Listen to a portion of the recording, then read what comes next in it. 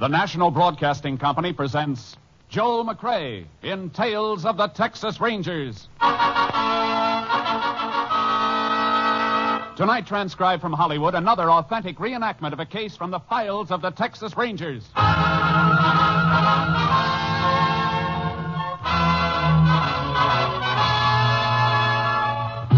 Tales of the Texas Rangers, starring Joel McCrea as Ranger Jace Pearson. Texas, more than 260,000 square miles, and 50 men who make up the most famous and oldest law enforcement body in North America.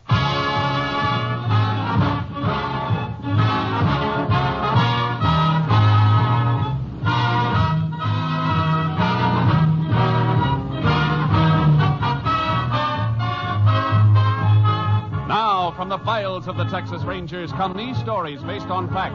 Only names, dates, and places are fictitious for obvious reasons. The events themselves are a matter of record.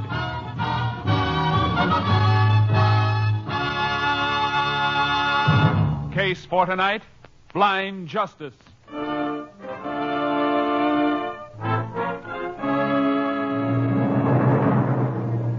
It is 5:45 a.m., March 6, 1940.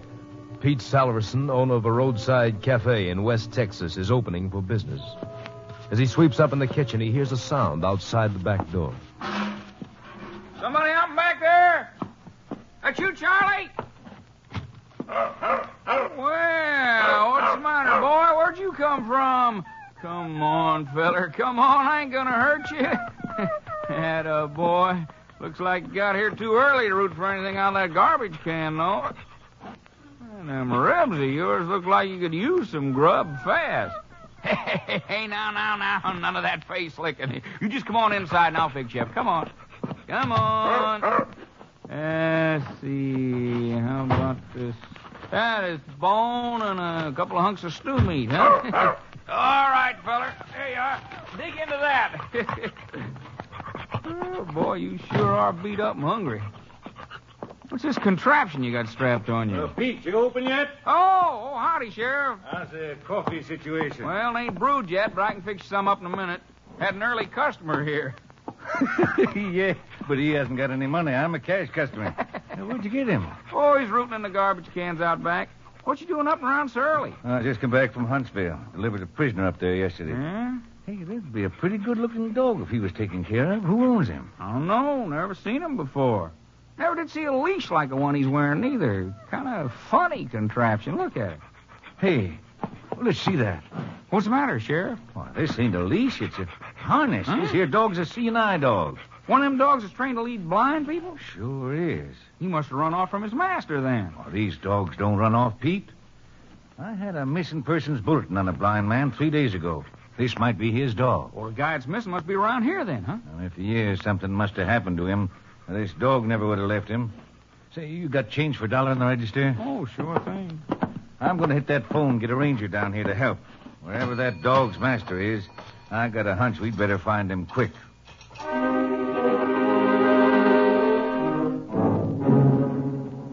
Less than 1 hour after the sheriff's appeal for help, Texas Ranger Jace Pearson joined him at Pete Salverson's roadside cafe.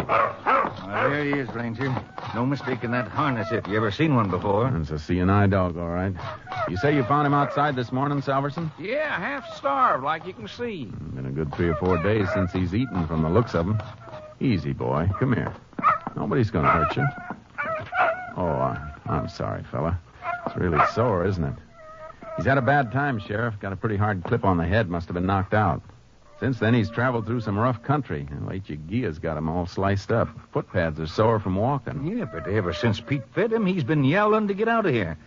Reckon he'll be able to lead us back to his master? He'll try if he can make it. He'll have a better chance if a veterinarian works him over first. Where's the nearest one? Foreman at the Wolverine Ranch is a vet. Want to take him out there? Yeah. Meanwhile, you better get yourself a horse. I'll leave my horse trailer here until I get back. You can load your mount in with my horse charcoal. It's a double trailer. What makes you think we'll need horses? In a country this dog came through isn't the kind we'll be able to get through in a car, and he came too far for us to follow on foot. Lost dogs sometimes head for home, Jace. Missing persons bulletin came from Ozona in Crockett County. Dog may be headed for there. Only way we'll find out's to follow him. If he heads any other way, it'll be back toward the man he's been trained to take care of. I'm figuring that'll be in a southerly direction from here. Well, how do you know that? All barren country that way, full of lechuguilla. If he came such a long way from any other direction, he'd have run into a town or a ranch and been found before this. I reckon I'll buy that. That makes sense. Get your horse. I'll meet you back here, and we'll drive as far south as we can cross-country and then turn this dog loose and follow him.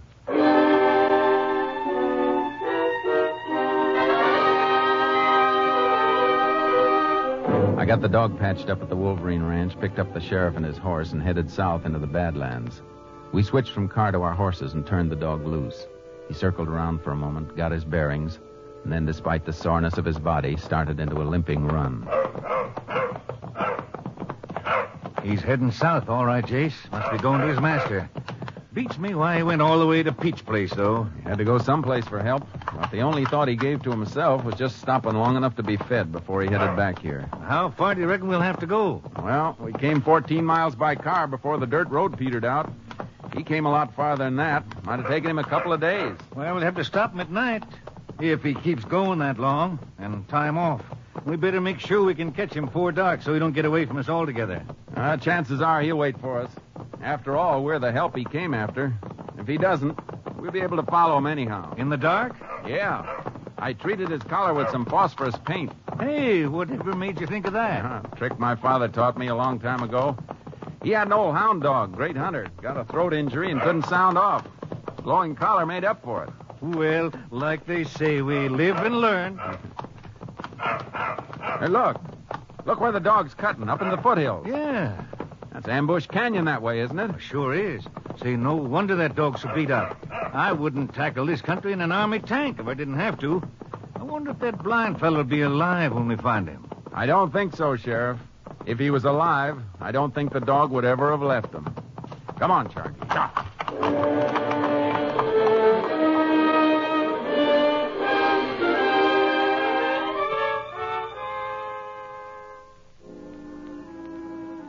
What kept that dog going, I'll never know. We hit stretches where we had to lead the horses on foot.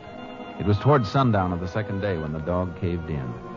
He made a feeble attempt to inch along on his stomach and then just rolled over on his side, panting. He's done for, Jace. Can't even take water. I better... No, Sheriff. Put your gun away. But, Jace, he couldn't move another inch if he wanted to. I'll carry him with me on charcoal. Man'd be mighty lucky if he could find a human being that'd go this far for him.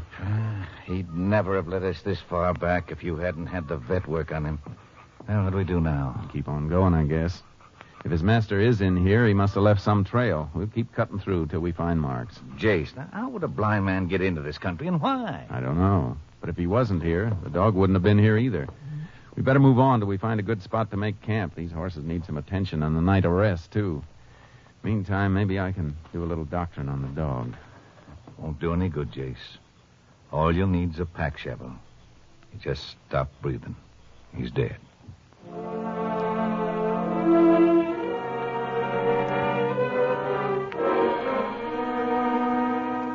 The next morning, we started trail cutting, working steadily to the south, toward the international border, the Rio Grande. Yeah, the country's getting a mite better now, Jace, but we're only about a half a mile from the river. If anybody else had been in here recently, we'd have seen some sign of a trail. Nobody could come through here without leaving some kind of tracks. That dog didn't head this way for nothing, Sheriff. He must have... Hey, hold it a second. Huh? What is it? Look at this. Dog hair caught in this thorn brush. Yeah. Must have been a few days ago when the dog headed out. Look at the color.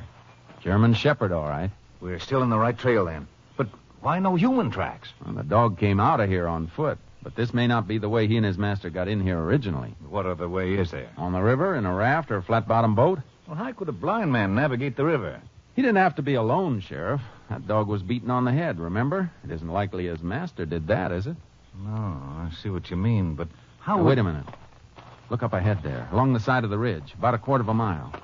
Yeah, looks like part of the rock and the earth have been scooped out. Must have been a little landslide. Not on a rock facing as solid as that looks. What do you suppose it is, then? Let's find out.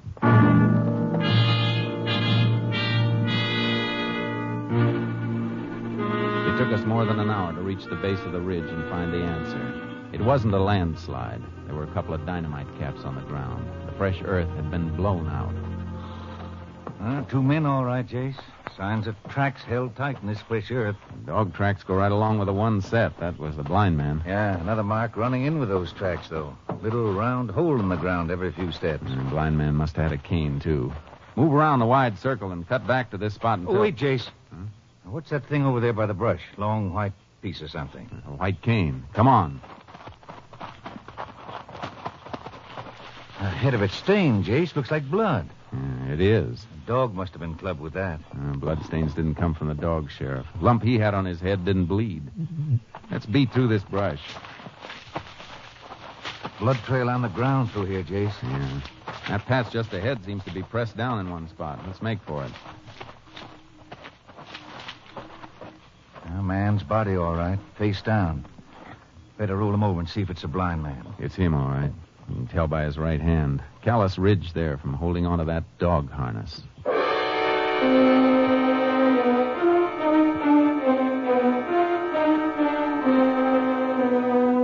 I took the white cane and the dynamite caps and rode along the shore of the river to the nearest town. Called Austin to fly a lab man down and arrange for a boat to pick up the sheriff and the body. I was in the local constable's office 24 hours later when the body was brought into town. Well, body's over at the undertaker, Jace. Good. Constable told me you were in here looking over a report from your lab man. Yeah. No lead on the dynamite caps, but we learned plenty from the cane. 2 sets of prints, one unidentified. Must have been the blind man's. What about the other set? Man who left the other set had a criminal record. Name was James Waterman. Got out of Huntsville 6 years ago. Waterman? Say, I remember that name. You ought to remember it. He pulled 10 years for armed robbery. $40,000 payroll stick-up back in 24. Money never was recovered. I wonder why he killed that blind man. And why was he blasting in the face of that rock ridge? Something we'll ask him when we get him. Oh, was the lab man at the funeral home when you brought the body in? Yeah, he's going over it now. Want to get some grub while you're waiting for him to finish? Yeah. He'll take prints off the body to compare with the ones he lifted from the cane. He'll have identification established by the time we get through. Good. Let's go. I'll be glad to eat something I haven't had to cook myself. Funny thing. We started off so fast after that dog turned up the other day, I never did check that missing persons bulletin for the blind man's name. His name was Joseph Wilson. Lived in a rooming house in Ozona, operated a newsstand. Landlady reported him missing when she didn't see him or the dog for 2 days. There's a cafe across the street. Good.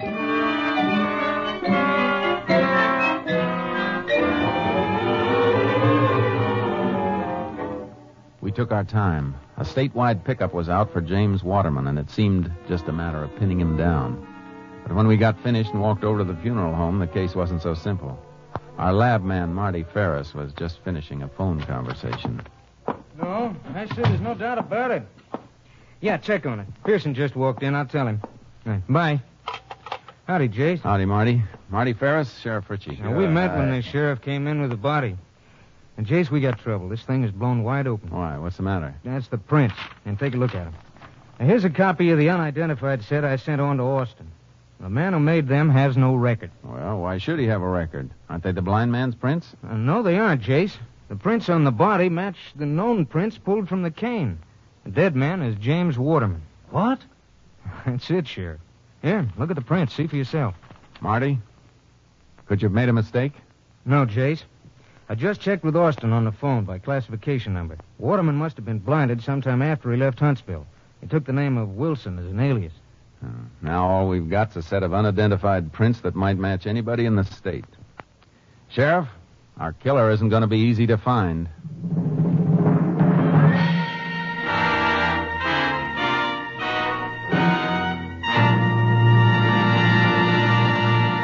You are listening to Tales of the Texas Rangers, starring Joel McRae as Ranger Jace Pearson.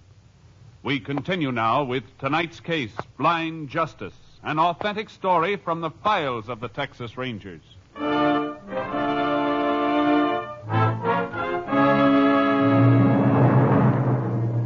Whoever the blind man's companion had been, there had to be a starting point for their journey along the river, a place where they'd picked up a boat or a raft. The sheriff and I worked our way along the river above the town, questioning the occasional Mexicans who managed somehow to make a living where no living was to be made. And in one spot, less than a mile from the road, we found something.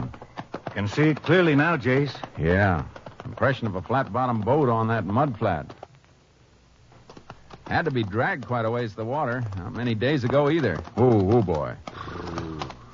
Mud around where the boat was is caked dry. Spot where the boat was setting still looks damp. Uh-huh. Boat must have been there without being used for quite some time. River's been way down for more than a year. A little smoke coming up from behind those trees. Must be a Mexican hut. Whoever's there might own the boat. Let's ask him. Get up, Charlie. Up, Come on. boy. Tacos cooking. Smell 'em? Yeah. Smell something else, too. Chicken frying. There's a place. I can see it now. Pretty high class for River Hut. Looking back, chicken coop. Kind of new, too. Coop wire, I mean. Hasn't been up very long. A woman out in front of the place. Well, she sees us. Buenos dias, señor. Oh, buenos dias, senora. Ooh, Charlie. Oh, boy. Maybe you can help us out, senora. We'd like some information about a boat that was out on that mud flat until a few days ago. I never see a boat there, señor. You never saw one there. What made that impression in the mud, then? I called my husband. He speaks better English. Daniel? Venga. Yes. What the matter? You don't let me sleep. They know something about that boat, all right, Jace. Yeah. My husband. He come. You want something, senores? They want to know. There's a mark left by a boat down in that mud flat. When was the boat there last? And what happened to it? It was maybe a week ago. The boat disappeared in the night. One morning, she's gone. That's all I know. Who took it? We don't know.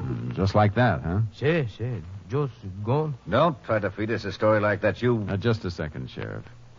Where do you work, Danielle? What do you do for a living? Well, I do anything for whoever give me the work. But for a long time, nobody give me any. You must have saved a lot of money to be eating fried chicken and tacos. Where'd you get those chickens? I raised them, senor. Without hens and a rooster? There isn't anything in that coop old enough to sit a nest. And that coop wire's new. Well, what I mean to say, I was just starting to raise them. Where'd you get the money to buy that coop wire and the chicks? You better talk up. This is part of a murder investigation. Murder? Blind man was murdered downriver. He got there by boat. Senor, I got nothing to do with murder. I just sell the boat. Why didn't you say so before? Well, because the boat was not mine. But you sold it just the same. Say, look, I tell you the truth. The boat is there for 2 years, ever since we come here. I never know who owns it, and then one day the men come. 2 men? Sí. One of them blind? Sí. He got a dog and a white stick. The other man with him, he said to me, I give you $50 for the boat. Well, I don't say that the boat is mine. I just let him give me $50. What'd the man look like? The one who could see. Oh, he's big, just like you, with the light hair, very wavy. Eyes blue. He said that when they come back, I can have the boat back for nothing. And he gave me more money if I don't tell nobody. I say, you give me more now, huh? But he said he don't have no more until he come back. That's the whole truth, senor, just like Daniel tell you. All right. If it isn't the truth, we'll find out. Come on, Sheriff. Let's go. Right. You two stay right around here in case we want to see you again. Oh, we'll be here. We don't run away. Up, boy. Hey. Heading back for the town? Yeah. Marty may have some more information. And I think we just got a lead from Danielle on why Waterman and the other man went downriver. Well, if you did, you got something I missed. They promised Danielle more money when they came back. The money Waterman got in that stick-up 16 years ago never was recovered, remember? Oh, I get it. That's why they dynamited into that rock ridge. Waterman must have hidden that money until it cooled off. That's right. But before he ever got back to it, he was caught and sent to Huntsville for 10 years. Why didn't he go for it as soon as he got out 6 years ago? That's one of the things we still don't know. Maybe Marty will have the answers when we get back to town.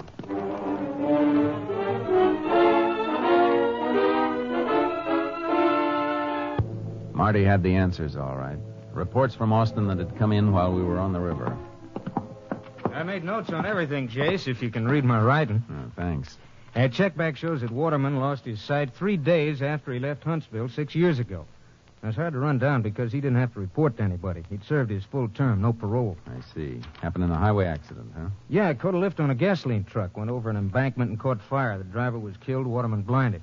Near Sonora. That means Waterman was headed this way from the pen. He was going straight for that money, Sheriff. But losing his sight stopped him. But why did it take him 6 years to move for it again? He had to find somebody to help him. A man with a load of stolen money hidden away doesn't trust many people. He finally trusted somebody. And got killed for it. I'm going to take a ride to Ozona. It's out of your county, Sheriff, but it's your case. You want to come along? You bet I want to come along. Let's go.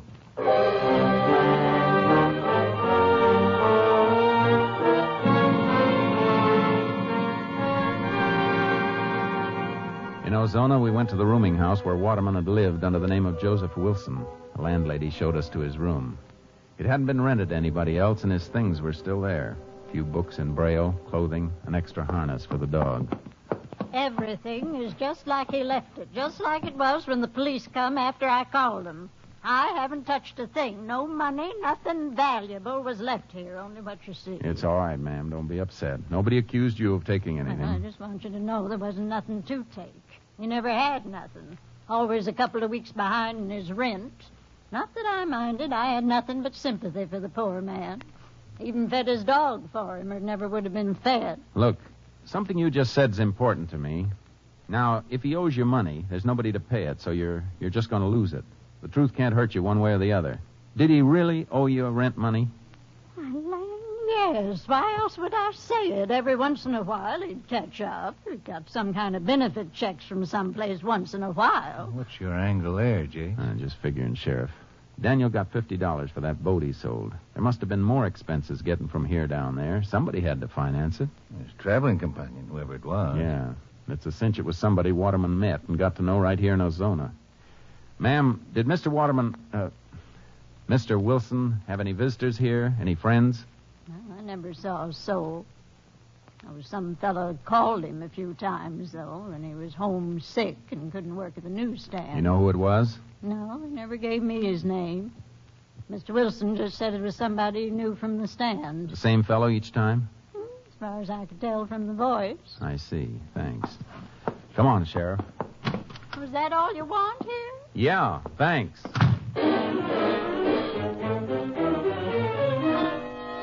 We located the place where Waterman had had his newsstand, a main intersection near a bank, a restaurant, an office building, and a medical and professional building. Somebody else was running the stand now. We staked out in my car across the street. Looking for somebody fitting the description Danielle gave us? That's right. Man who called whenever Waterman was sick might have been a regular customer. There could be quite a few customers fitting that description, Jace. We'll tag the ones who come close. See if the newsie or anybody around has any information on him. Somebody might have noticed the man we're looking for hanging around the stand from time to time. If he knew Waterman well enough to call his rooming house, he knew him well enough to stop for a talk. You're right, of course, but this kind of waiting wears me out. It's the dullest part of the job, Sheriff, but sometimes it's the part that pays off.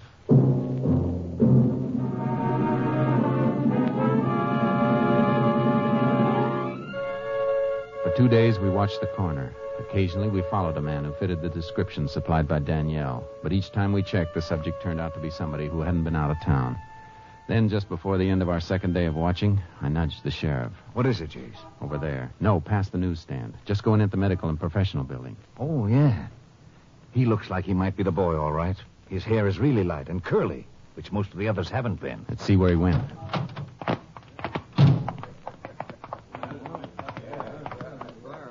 Oh, wait a minute. He's still in the lobby. There by the elevator. Let's wait until he's picked up. There's the elevator now. Well, there it goes. He's the only passenger. Come on. Watch the floor marker. See where the elevator stops. 3rd floor, Jace. Let's take a look at the building directory on the wall. 3rd floor, 2 doctors, a dentist, an attorney, and a chiropodist. Go up to that floor. Try them all. You want me to grab him? No. If you spot him in a waiting room, just sit down like you're waiting too. After he leaves, find out anything you can about him. I'll wait back in the car and tag him after he comes out. How do we get together again? After I find out where he lives, I'll come back and pick you up on the corner. I waited for the man with the light curly hair. He came out of the building in 20 minutes. I started my car away from the curb slowly, keeping him in sight. He turned the corner and got into a car of his own, drove to an apartment building. I noted the address and then went back and met the sheriff. I hope you didn't lose him, Jace. I think he's the one we want. Why? What'd you get? He was in to see a doctor. Had a dressing on his arm changed. Doc said he's a regular patient who's been away on vacation. Been out of town, huh? Yeah, but that isn't all. It's what he's being treated for that ought to make you sit up. Dog bite. Dog bite? I thought that shepherd might have gotten to the killer just once before he was knocked out. Let's go visit him. I know the apartment building he lives in. You get his name from the doc? J.B. Rowland works on the local newspaper. Reporter? No, has charge of distribution and circulation. Also takes care of the morgue, back issue files. Oh, that'd put him in touch with Waterman on the circulation end. And his taking care of the back issues might fit, too. That might have told him who Waterman really was. Hey, that's right. Fishing through some old back issues, he might have read about the robbery and Waterman's conviction. Maybe seen a picture of Waterman and recognized it. That'd make him get friendly. He'd know the money was never recovered and that Waterman didn't have it on hand, or he wouldn't be running a newsstand and living like he did. You think he told Waterman what he knew and finally talked him into a deal? Or do you think maybe forced him into it? When we see him, we'll ask him.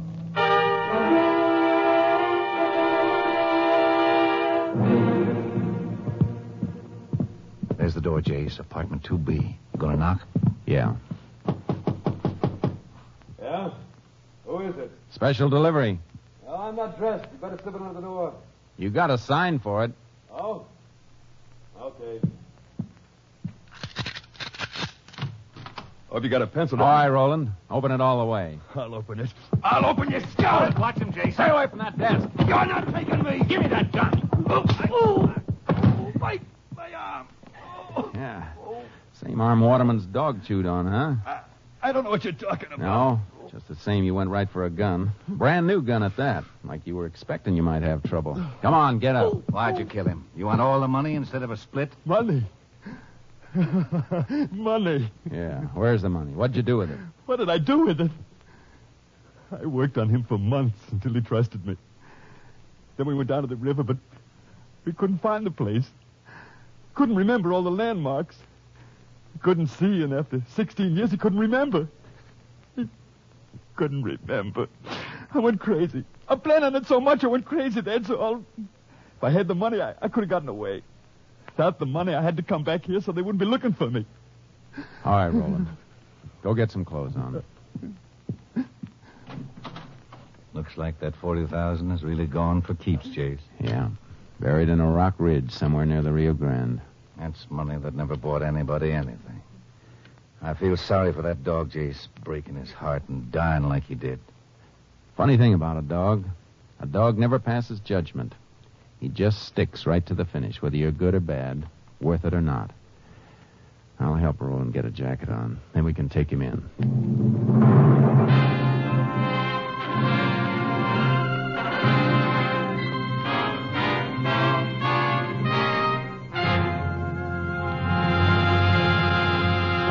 For the murder of James Waterman, alias Joseph Wilson, J.B. Rowland was convicted and sentenced to Huntsville Penitentiary for a period of 99 years.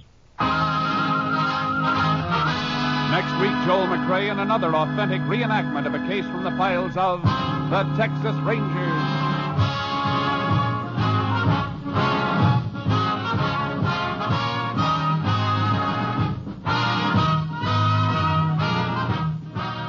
Joel McCrea is currently seen starring in the Universal International Technicolor production Frenchie. Tonight's cast included Tony Barrett, Peggy Weber, Herb Vigran, Ed Begley, Earl Keane, Tom Holland, and Tom McKee. This story was transcribed and adapted by Joel Murcott, and the program was produced and directed by Stacy Keach. Hal Gibney speaking.